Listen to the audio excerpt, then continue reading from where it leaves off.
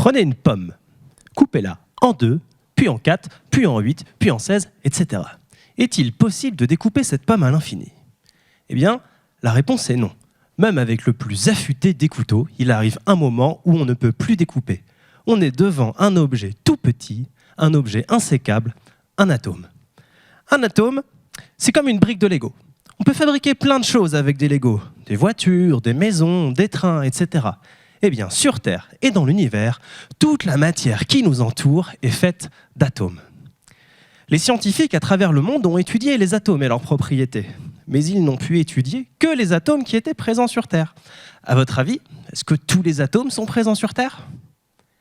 La réponse est toujours non. Pour pouvoir étudier les atomes, leurs propriétés, ainsi que les lois qui régissent l'univers, il faut fabriquer des atomes qui n'existent pas sur Terre, des atomes exotiques. Et c'est là qu'intervient mon sujet de thèse.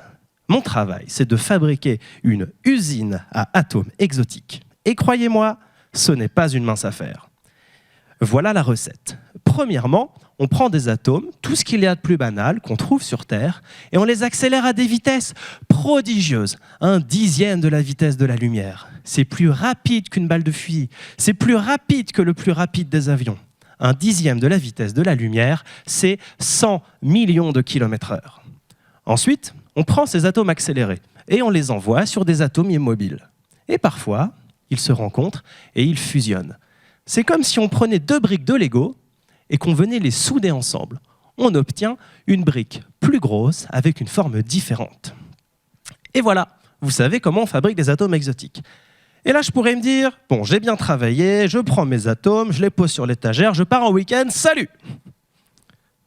De retour de week-end, stupeur! Mes atomes ont disparu. Et oui, la matière exotique se transforme en matière ordinaire. La matière exotique est instable. Quelques heures, quelques minutes, voire quelques secondes après l'avoir fabriquée, elle disparaît. Et ça rend les choses encore plus compliquées. Si je veux que les scientifiques puissent étudier les atomes exotiques et leurs propriétés, il faut que je le leur donne avant qu'elles ne disparaissent. C'est comme si les yaourts avaient une durée de vie de 15 minutes. Il faudra aller directement à la sortie de l'usine pour aller les manger. Pas très pratique.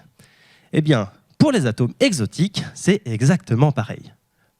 L'usine qui les fabrique, le sujet de ma thèse, doit pouvoir les produire en moins de 1 seconde.